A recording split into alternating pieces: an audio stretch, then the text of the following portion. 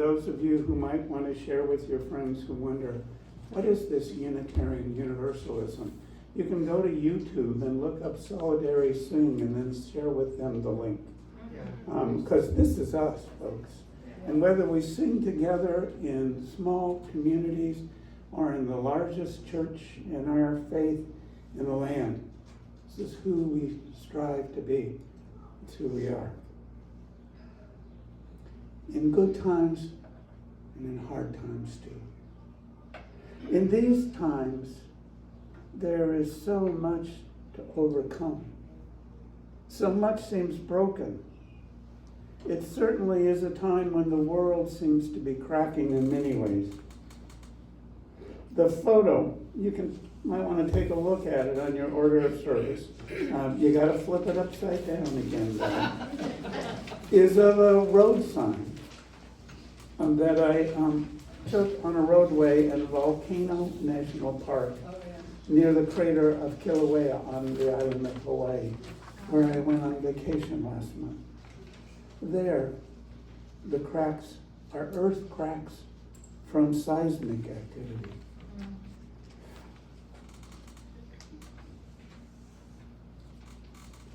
While on a 2-week vacation stay on the island, we spent part of 2 days in the Volcano National Park. Though the more active fountaining of lava that I had hoped to see occurred the day before we were on the mountain and the day after.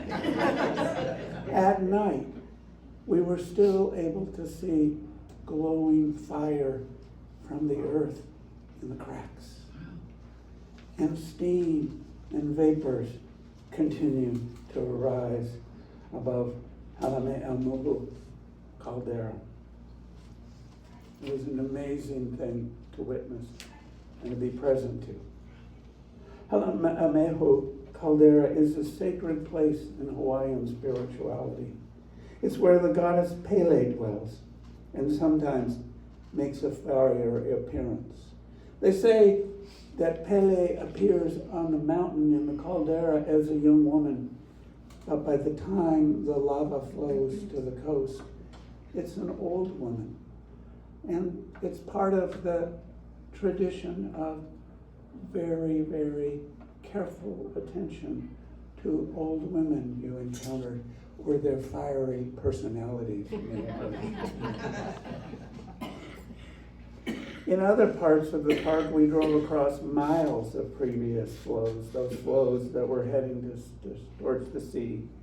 There, the new rock had come to the surface and hardened.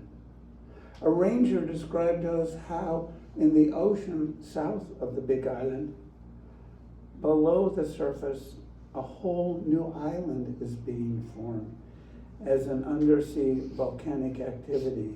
It's creating another Hawaiian island we can't see yet, but it's already named Kama'amaho Ihu Ka'aluna O'a. I lived in Hawaii for a while, so I can get there. There is a great power below our planet's surface, and the earth is literally cracking. Well, our Hawaii trip was scheduled around my 75th birthday. Being there for the first 2 weeks of the new, now second Trump administration, what I call Trump 2.0, gave me a distance and somewhat different view of the first weeks. While on the Hawaii, I took time to be mostly away from the news, but there was no way I could not be fully aware of the reality of the destructive actions taking place in our nation's capital and the harsh impacts those steps are having across the globe. Many facets of our beloved communities and the safety of many of our siblings is being shattered by a growing list of executive orders, cabinet appointments, firings and mass layoffs, illegal freezing of funds in an attempt by the president and his allies within the government and the empowered oligarchy to remake America. Every day seems to bring another cracking of the government and the world order, another threat to thriving and for some merely surviving. During the time away, these threats to so many aspects of American culture and our forms of government were constantly present in the corners of my mind. Though I was at a distance, I certainly was not oblivious to what was going on. While lingering in paradise, we joined in a weekend-long online virtual Buddhist retreat that focused on how we might intentionally and mindfully respond. The webinar was titled When the Rubber Hits the Road, Following the Bodhisattva Path in Difficult Times. The teachers were big names in the Buddhist world, included Sharon Salzberg, Tara Brach, Robert Thurman, and others, including my own previous Whidbey Island teachers, Larry Ward and Peggy Rowe. It was put on by a group called Insight Meditation of Washington, which is located not in the state to our north, but in Washington, D.C. At the retreat's first night's orientation and introduction of speakers session, one of the organizers admitted that the name was not their first choice. Rather than Rubber Hits the Road, one of the names they'd consider was When the Shit Hits the Fan. They didn't think that was necessarily the most compassionate approach. The retreat was great. It reminded me that we need to It reminded me we need to disavow the notion that Buddhism calls for what some have called navel gazing and non-attention to the needs of the world. In reality, heart-centered meditation practice calls one towards deeper and greater compassion for all beings. One of the teachers, Hugh Byrne, explained that a bodhisattva path, which is a name for an enlightenment path in Buddhism, has much in common with the often expressed intentions of the Reverend Dr. Martin Luther King Jr. to seek a beloved community. Both Buddhist and progressive Christian activism calls for nonviolence, yet such an approach is far from passive. It is a love and tenderness-centered resistance. Love and tenderness-centered resistance.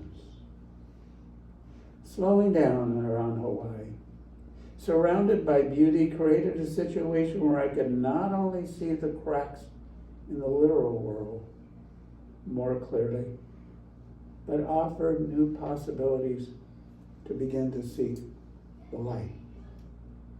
While hiking in Lowland corner of the park, we walked on lava fields from a decades-old eruption. In the cracks, plant life was beginning to emerge in the midst of what had once been fiery devastation. Life finds a way. As Leonard Cohen reminds us, even though there is a crack in everything, he invites us in his powerful words to acknowledge the reality of suffering.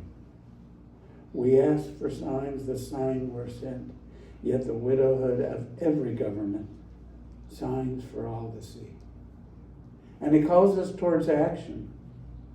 They're summoned up a thundercloud. They're going to hear from me. They're going to hear from me. You can strike up the march. There is no drum. Every heart to love will come, but like a refugee. Every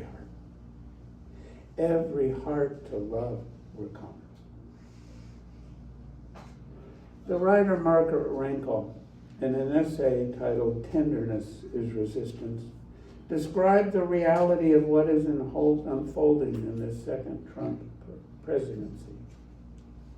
She wrote, "Nearly every hour of every day now, another cause for keening grief has erupted from a presidency built entirely for destruction. What kind of president," she asked, "dismantles and threatens to shut down an agency that feeds hungry children? Or appoints as health secretary a crackpot vaccine skeptic at a time when avian influenza may be on the verge? of human-to-human transmission, or abandons efforts to reduce greenhouse gas emissions, even those that are more cost-effective than fossil fuels, just as climate-driven weather disasters are worsening. What kind of president, she asked, targets religious groups urging compassion towards immigrants and working to resettle refugees? Or rounds up people who came here to find work and puts them in a prison camp built for terrorists, all the while blocking pathways to legal immigration. Until 2016, we lived in a democracy governed mostly by elected officials who loved this country and wanted to do right by it, even if they held sharply divergent views of right. Now it often feels as though the only thing to do is to rage against the dying of the light. We have to stay heartbroken about this. Heartbroken. She continues, in these days of fury, I'm also trying to keep my own heart soft, to let it be broken. I'm trying to set anger aside and give myself over to the simplicity of grief. How is it possible, she asks, to protect a tender heart when it's dangerous to turn away from what is breaking it? All around us, brave people are fighting, even if some of those fights prove to be doomed. They remind us that we know how to fight and how to keep fighting. All around us, too, is beauty. Beauty. Beauty, art, and music, and stories. Stories like the brave little parrot. Each day, I'm surrounded by beauty in my life and by the miraculous. Outside my window this morning, I witnessed last year's leaves clinging to my young red oak tree, silently waiting for new growth to push them aside. Just over a week ago, in the middle of the night, I got up and through the clouds, I saw the moon darkened by a shadow from the earth. Our shadow. An orange glow emerged.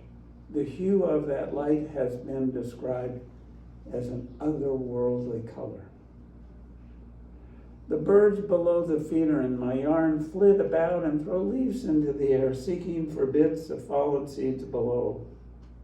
On the trunk of that same tree, a downy woodpecker seeks tasty insects. In the yard, crocus and violas and daffodils break through the surface of the soft damp earth, stretching colorfully and boldly towards the sky. Buds of rhododendrons and fruit trees are waiting to unfold and bring more beauty. And just yesterday, the peach tree out front gifted me with the first glimpse of their sweet, bright, pinkish blossoms. Rankle advised, anger lets in too little beauty, but heartbreak? A tender heart feels the fury and the fear, the sorrow and the suffering, the beauty and the bravery alike. In the years ahead, we will need them all. She's absolutely right. We'll need them all and more. In the years ahead, in addition to our tender hearts, what we need most of all is each other. You find a way, a workaround, a way to work through. There was a crack in the roof of this building, necessitating finding another way, another place to be together. The congregation that both Donna and I work with in Roseburg is exploring what's their new and different path forward. And we succeed. As you applauded before, you are here again. You are home. You found a way through that crack, through that difficult time. You're here. You're here together. And what you do here is more important than ever. Being a beacon for inclusion and a sanctuary that offers safety for all is even more important. in Oregon's small communities than it is in more progressive Eugene that I call home. A friend sent me some months ago an issue of Oregon Humanities magazine. The theme of that particular issue was fear. My friend passed it on because one of the articles was an essay from Robert Leo Herman that was first read, the magazine tells me, in the Umpqua Unitarian Universalist congregation in the spring of 2022. She knew I'd been working with them for a time. Hillman's account was a story of the fear he faced when some of his writing in the local press led to an angry and scary response. He closed with these words: "Like many rural places, ours has become attractive to a hodgepodge of survivalist, white supremacists, anti-taxation, sovereign citizenship proponents, and others. As a result of these trends, our county, well, not unlike some rural parts of Lake County, I would add, has become an increasingly bitter conservative pocket in an overwhelmingly liberal state. What is most troubling to me," he wrote, "about these extremists is not broken glass, but here in my home and in Washington, D.C., but the broken trust in each other and in our democracy that fear inevitably brings." He advises that the price of fearlessness is either the hard struggle to accept uncertainty at the cost of living in an open society, or the death of openness in our society. That sounds like something those Buddhist teachers might have said. The price of fearlessness is the hard struggle to accept uncertainty. So we gather here together in community in this sanctuary as a people dedicated to openness and to love, facing uncertainties together. We gather to seek and to find an antidote to fear in the love and support you offer to each other. Sharing love and sharing ministry and gathering collective courage is what you do here. Courage to face the cracks that inevitably come in our personal lives and the cracks in the culture that occur out there. This is who you are. I can proudly affirm that you are an incredibly loving community. I witness it here every Sunday morning. It's amazing the hugs and smiles and love with you greet each other week after week. And I've experienced it myself in the incredible welcome and love I receive every time I'm here. You come here and you remember. You remember. That is who we are. Affirming such love and manifesting such an identity is the ministry this fellowship is called to do. Now, only a part of such ministry comes from Donna and I and the other ministers who share time with you on Sunday mornings. Ministry is what you all do within these walls and beyond to support one another and to offer sanctuary and support to those who need it. Whether it's a hungry person who needs a lunch or a sexual minority who needs an ally. The Unitarian Universalist Association, our larger denominational group, has joined with other churches to file suit in challenge to administrative attempts to eliminate churches as places of sanctuary. The UUA is also beginning to expand programs for Pink Sanctuary, an effort to support refugees from states that discriminate against trans folks and other oppressed sexual minorities. As Unitarian Universalists, we're all part of that. There is more to be done, both in how you support each other and how you expend your love. And Blue Oregon safety is for many at least legally assured, but not always there. For that reason, I offered testimony just a couple of weeks at the Lane County Commissioner meeting urging them to assure such safety continues throughout our county by continuing non-discrimination and equality in employment and service delivery, by following Oregon law and not assisting immigration and custom enforcement. That's the law in our state, folks. And assuring gender-appropriate county health services for all. I know many of you, you talked about it in your sharing today, stand up and speak out locally. All such actions help shine light through the cracks. We all seek the light. Individually and together you seek the light. When I seek to find such light, I look first within. And then I look to wise teachers from the past, the Buddha, the Rabbi Jesus.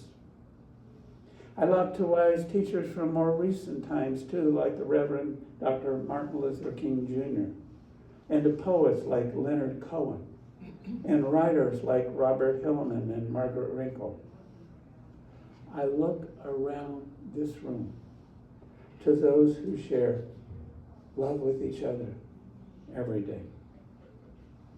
I want to end by returning to some of the words from Leonard Cohen.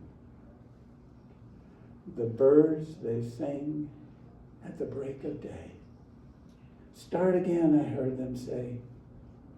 Don't dwell on what has passed away or what has yet to be.